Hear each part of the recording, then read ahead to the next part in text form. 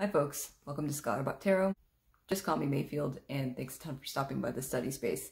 Today I wanted to do a hashtag that I've seen floating around for a little bit. Honestly, not even that long, maybe like a month or so, but it's hashtag anti-bucket list.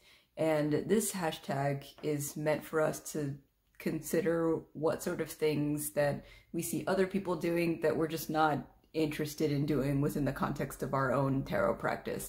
I first saw Laura's video from Aquamarine 18, and I'll definitely link that video and other videos that I've seen.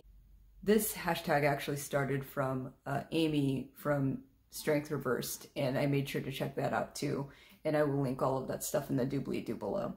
This hashtag was definitely a bit of a challenge for me because I'm usually pretty open about trying new things within my tarot practice to make it a little bit more entertaining or a little more comfortable for me, but I did find that there was still something I wanted to add to the conversation, and definitely some things that I agree with most people also saying about what's on their anti-bucket list. So let's go ahead and get started. I'm going to echo what I've heard a lot of other tarot tubes saying about this, but yeah, I can't imagine myself ever reading professionally. Like, that's just not a thing in my future. Giving readings professionally, like asking money for readings, like that sounds like a lot of pressure, especially since I don't read conventionally on the rare occasion that I do read for friends. Like, I literally don't ask you for any information. I just give you a spread, tell you to think about whatever situation you want inquiry on as we shuffle. And then when you draw a card, I just tell you about it in the context of the spread. And it's largely up to you to connect the dots. Can you imagine spending $20 on a middle person without just the spectacle of getting your cards read? I feel like that's what most people want, is the spectacle, and I just rob them of that. I am also not interested in learning astrology or the Thoth system, at least not on purpose, because I do actually have one tarot deck in my tarot book report list that does use a little bit, well, no, it's entirely based off of Thoth. It's a Thoth tarot, and it also has like my other least favorite person, H.P. Lovecraft, so that's cool, I guess. But at any rate, I was actually really surprised that a lot of tarot tubers are just super not into Thoth, and I think I just find that really weird, because apparently you either love Thoth or you hate Thoth, because anybody that I've heard talking about Thoth won't shut up about Thoth. For me personally, the art gets on my nerves, and I feel like Crowley's keywords that he uses, or whoever is in charge of doing the keywords for Thoth, they just confuse me.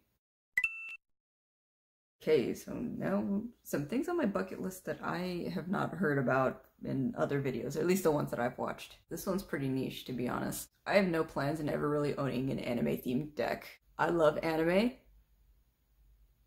but I dislike how general some mass market anime decks can be, you know, like the manga tarot, and I think there's another one called the anime tarot or manga fantasy tarot or something like that, and it's like, okay, great, so what about this makes it anime? Is it just the style?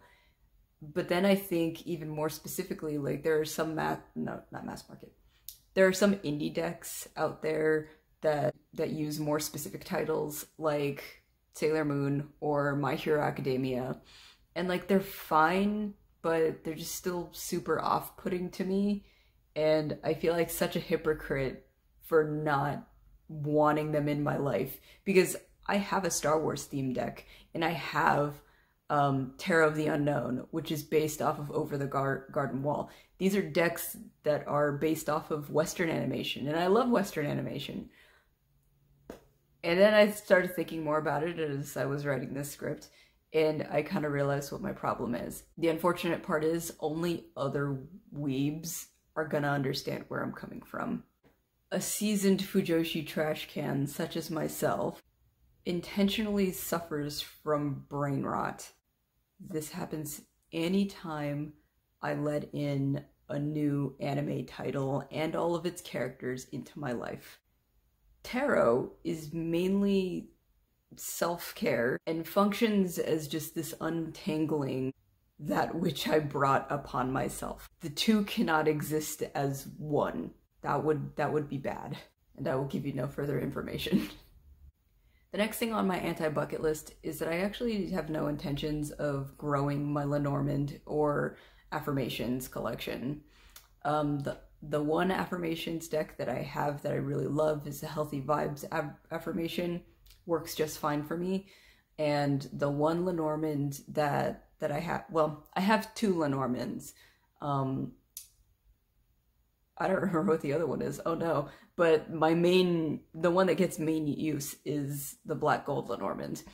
And yeah, I don't need anything else than that. Clearly nothing else has trumped that. Next item on my anti-bucket list is that I have no plans on really getting any more RWS Palais swaps, or Marseilles for that matter. I know the definition of what it means for it to be an RWS clone really depends on who you're talking to, but whenever I've said the words RWS clone, I've always meant that in the context of a Palais swap, like the dead weight or the winter weight, just a reskinned version of the original.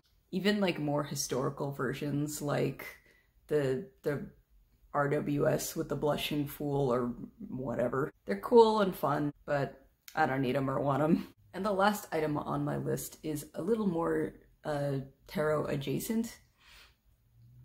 I don't really feel the need to be more traditionally witchy, if that makes sense. I've shared this on the channel before, but I am largely a secular reader, meaning I read for myself and for others sometimes, but I don't really do it for divination necessarily. I don't really have any deities or gods or spirits or anything like that, but I value tarot for, you know, what it does for my own like personal wellness.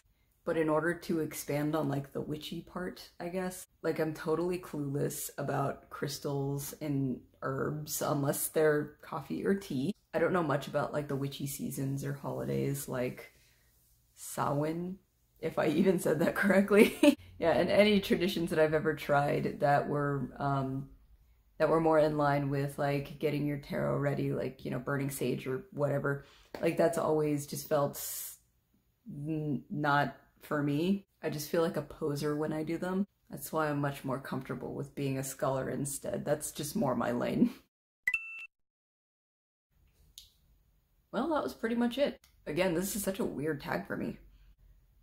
I don't tend to dwell on what I don't plan on doing unless it's within like a specific time frame, like my depth year. However, it did help me consider stuff that I just simply wasn't interested in. And that can be a really refreshing perspective just on the direction that, you know, you decide to go with, you know, your collection, with your hobby, with your practice. So thanks a ton for joining me, folks. Feel free to let me know what's on your anti-bucket list, either in the comments or in your own VR. And I guess do all that other stuff that YouTube wants me to tell you to do. You know, like the video if you liked it, subscribe if you like me. Either way, thanks a ton for stopping by the study space, and I do hope to see you next time. Bye!